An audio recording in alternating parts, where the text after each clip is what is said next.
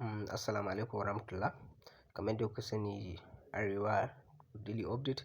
So yau ma mun sake kawo muku wani update ɗin. So idan yau ne farkon shigo kana channel na mai albarka, ka daure ka danna mana subscribe sannan ka danna ƙararrawar sanarwa yadda mun ɗora sabbin bidiyo zai zo kai tsaye gare ka. So kamar yadda kuka sani muna kawo muku update ne sosai da sosai game da cryptocurrency da kuma da zaka samu kuɗi online. So kamar yadda kuka gani a title ɗin bidiyon zamu nuna maka coin ɗin da zaka siya wanda zaka samu profit ba da dadewa ba. Insha Allah cikin wannan bidiyon ku kasance da AREWA daily update zan nuna maka coin ɗin da ya kamata ka siya. So amma idan aka nuna maka coins kai ma before ka siya kamata a ce ka yi research, ka je ka yi research akan coin ɗin ka gani. So idan ka ga kana da way out so sai ka siya saboda ita ka san yadda cryptocurrency yadda take. So insha Allah coin ne masu kyau kuma project ne mai kyau. So coin ɗin idan ka siye shi ko wane coin zan gaya muku target ɗin shi sannan kuma da yadda za ka siye shi haka zan shiga cikin bidiyon insha Allah zan nuna muku. So ku kasance da Allah, ka san mutane da yawa suna kallon bidiyon nan amma ba sa son yin like. Da Allah duk wanda yake kallon bidiyon nan ya daure ya danna mana like sannan bai mana subscribe sannan ya danna ƙararrawar sanarwa da mun ɗora sabbin bidiyo zai zo kai tsaye gare shi. Yanzu kai tsaye za mu je mu fara bidiyon, zan shiga cikin bidiyon in nuna muku coin ɗin da ya kamata ku siya. So kamar yadda kuka gani gashi nan mun shigo cikin bidiyon. So a cikin bidiyon nan na san dai kowa yana gani cikin Binance exchanger ne. So kai ma in kana da wani exchanger ɗin zaka iya zuwa kai searching ɗin coin ɗin da zan nuna maka. So sai ka je ka siya a can. Zan fara da coin guda uku ne da zan fara nuna maka yanzu insha Allah.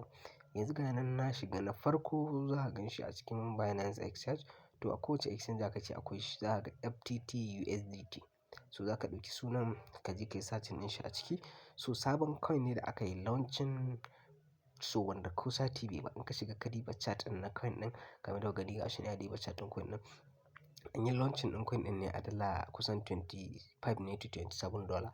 So coin ɗin project ne mai kyau gaskiya amma dai mutanen da suka sa kuɗi tun farko sun yi asarar su ya karyo. So wannan opportunity ne muka samu so mu kuma da zamu zo mu siye shi akan yanzu.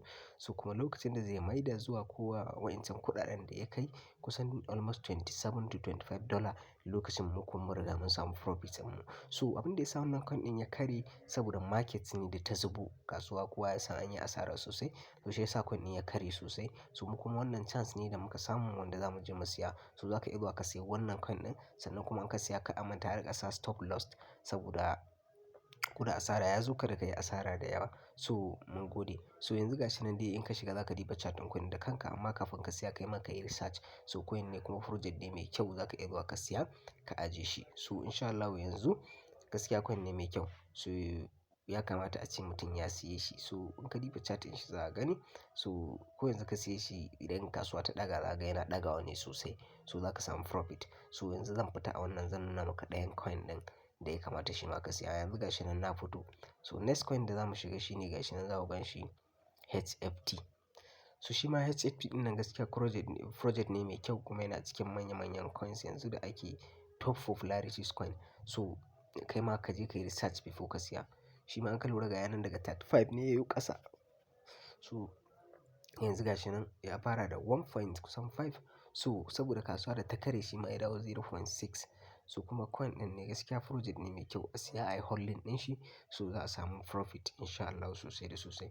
So gashi nan a gurguje yanzu kuma zan fita in nuna muku wani coin shi kuma zan faɗa muku kuma target ɗin coin ɗin. Coin ɗin sunan shi BET. Za ka je ka yi searching BET USDT VET. Yauwa kamar yadda kuka gani gashi nan zai searching BET USDT. So za ka ga ya fito.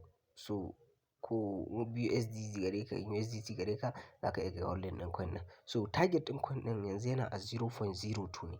Target ɗin shi 0.2 to 5, 0.5 to 1 dollar. So zai buga wannan target ɗin saboda coin ne mai kyau wanda ko lokacin da kasuwar nan ta zube shi bai zube ba yana nan. Ka ajiye shi kuɗin ka na nan a yadda ka ajiye su. So insha Allah wannan coin ne mai kyau kuma yadda wannan zai bada profit sosai. Target ɗin coin ɗin 0.2 to 1 dollar.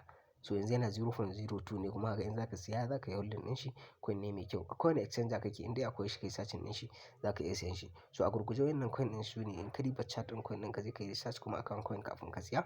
So sannan kuma akwai da shi ku sani invest what you can afford to lose. Kai investing na abin da ka san za ka iya rasa shi. So ku kasance dai da AREWA daily update. Kada a manta a yi mana like sannan ba a yi mana subscribe ba a daure a danna mana subscribe sai mun sake haɗuwa da ku a sabon bidiyo.